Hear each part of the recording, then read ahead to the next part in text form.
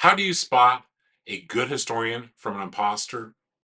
More on that in just a second. Hey, welcome back to my channel, The Desperate Historian. I'm your host, Dr. Aaron Miller. Thanks for joining me. Do me a favor, hit the like and subscribe button or leave a comment here. I'm trying to get this channel to grow and to encourage a constructive dialogue, constructive discourse on history on YouTube, and that's probably going to be an uphill battle. So do me a favor, hit that like and subscribe button. But more about the topic for today about determining if someone is an actual historian or if they're an imposter posing as a historian. And that can be hard to do. That's really the reason I created this channel. Was I just got tired of the bad history that was online and on YouTube. Even before the war became fashionable, there was a lot of slop history out there. And I just became frustrated in that. We would not tolerate that. We would not tolerate people kind of pretending or posing as historians in other fields. If someone is, offering medical advice, but they're not a medical doctor or a surgeon, we wouldn't follow that advice. That would be a concern for us. Same way with financial advice. People are out there offering financial advice, and their title is kind of weird. They're financial guru or financial coach, and they don't really have any training in it, or they don't have any expertise in it. They don't really have any. They don't have any licenses, and they're just spouting off their opinions, and that you wouldn't want to follow that advice. You don't want to take medical or financial advice. You see this also in, I've noticed this in the fields of nutrition and exercise, that people are offering their opinions and their ideas and so forth, and they don't really have a background or any kind of training in it. And that can be pretty dangerous. So, if we don't put up with that in other fields, why should we put up with that in history? Where is the danger there? Well, the danger is I think, is kind of where we are now in our current political climate, that there are a lot of people who are spouting off ideas who don't really have a background in anything. They're really entertainers, or they are impresarios who are trying to sell something. They're not really experts in their field, or they've got books that are out there that are ghost written. And that's a danger. And so we've got a generation of people out there who don't really know how our government functions. They don't know what the responsibilities of Congress, what their responsibilities are. They don't know, who has the power to declare war in this country. They don't know how important their state government is. They don't know what the Constitution says. They don't know a lot of our history. And so that lack of civic literacy, knowledge about our government, knowledge about our past, that's done some real harm out there. And so there's more and more people out there proliferating bad ideas about history online, and I'm just kind of tired of it. I'm trying to figure out how we can spot some of this bad history that's being done out there. Hey, look, there's some great history channels out there that I follow, and I'm a big supporter of. One that I love is The Great War. They've been doing awesome work for years. Obviously, it's a study of World War One in depth using sources. Really great work from the Great War Channel. Another one that I really like is Ocean Liner Designs by your friend Mike Brady. Ocean Liner Designs is another great channel using primary sources, using good history out there about transportation history. Another transportation history channel that I really like is Greg's Airplanes and Automobiles. I'm more into the airplanes than I am the automobiles. But the creators of that channel, they are using primary source documents. They're presenting different kinds of arguments, different kinds of ideas, of dispelling myths. They do their homework, and you can tell. So that's another good channel. Another channel that I like is Eating History with Max Miller, who's no relation to me at all. But again, using primary sources and using their expertise to create a dish from those primary sources, create a recipe from those primary sources, really well done. Um, Another channel that is, history is kind of a part of what they do, but it's a firearms channel. It's the Sea and Arsenal. Sea and Arsenal is about the only firearms channel that I follow. There's a lot of firearms channels that are out there that people are just into the tactical, the latest stuff, and not into the history, or they're at the range and they're offering their political opinions, and they shoot off their gun and they giggle and stuff, and they like all their guns and stuff. And Sea and Arsenal is really different. Sea and Arsenal goes into real depth and detail. Again, using primary sources, using their expertise, doing their homework, and showing the homework on their channel. So if you're into firearms, see an Arsenal is another channel that I think is good. Another one that I've just started to follow is the Sandwiches of History channel. Similar to the Eating History with Max Miller, using primary sources to create these short form videos and showing sandwiches from the past, and then rating them. That's another fun channel where the work is being shown. On the flip side of that, I'm not going to call out anyone yet. I'm not going to call out any channels yet. I might in the future, though.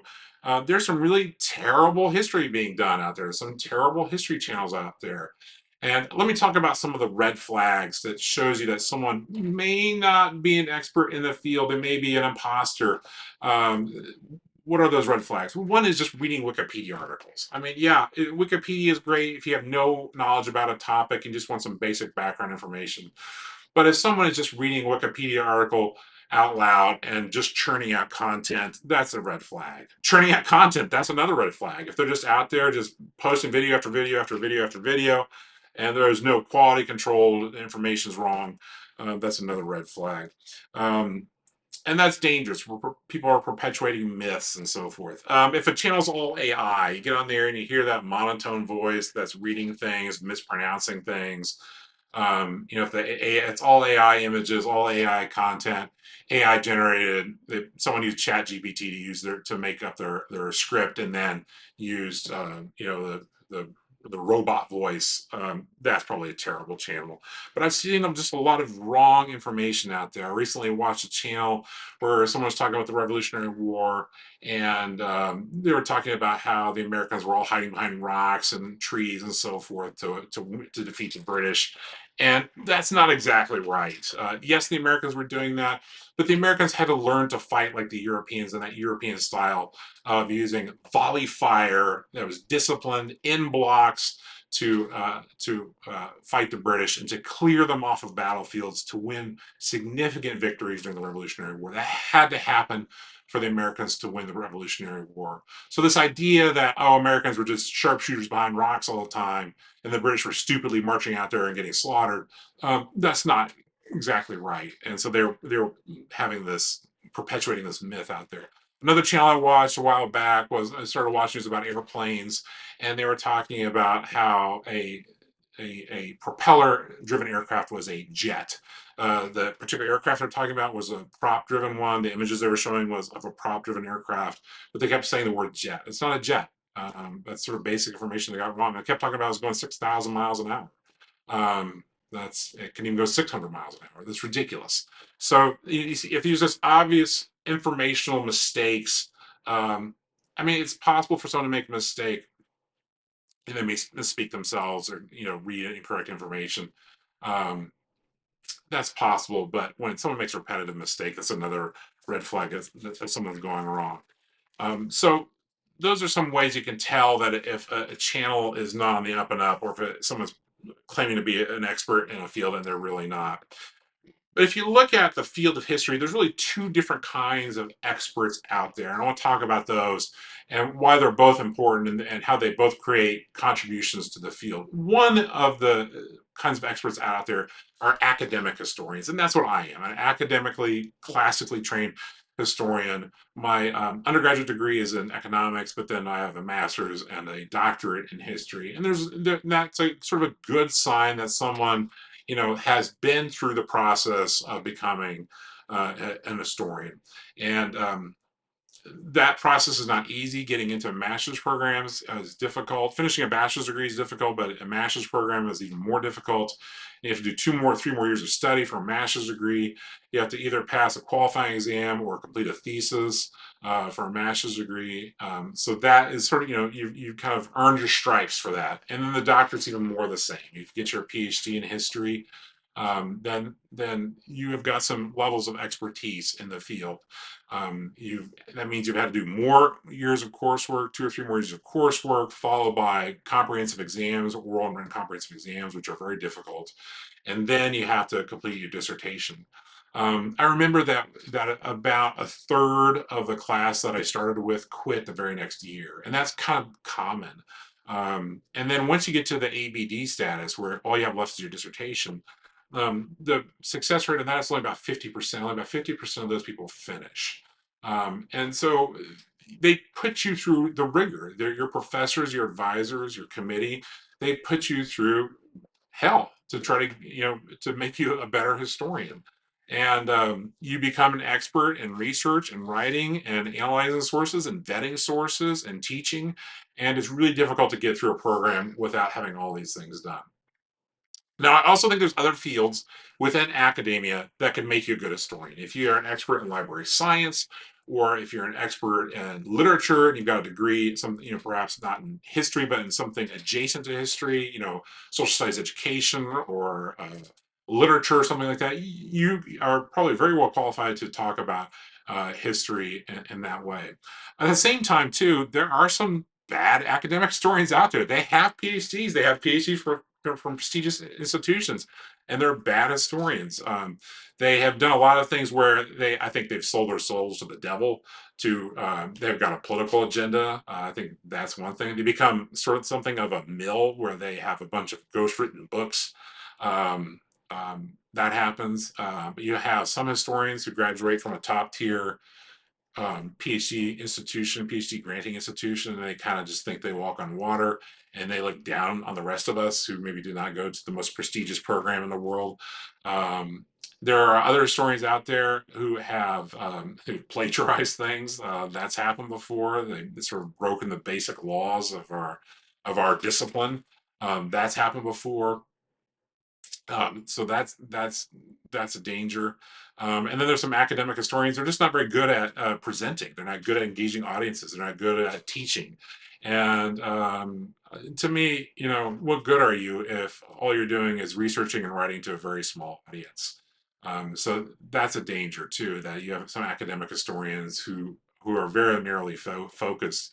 A couple of years ago, I went to a conference, an academic conference, and I was going to a panel discussion, and one of the panelists fell asleep during their own panel. This is how bad their presentation skills were. They were so bored by the presentation, their own presentation, they fell asleep during it.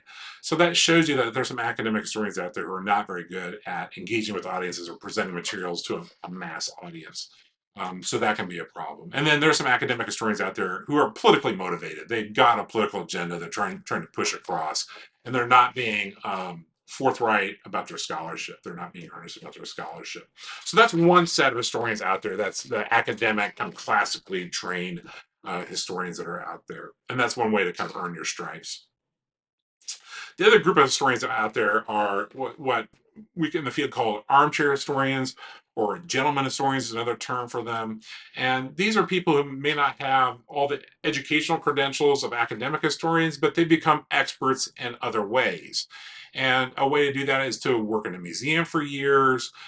Maybe you work in the particular field in which you become an expert. I think an example of someone who is a auto mechanic, and they become an expert in the history of automobiles. Well, somebody who's an auto mechanic, they're going to have a lot more knowledge about cars and how cars work and the history of cars and engineering and so forth than someone who has a PhD in American history.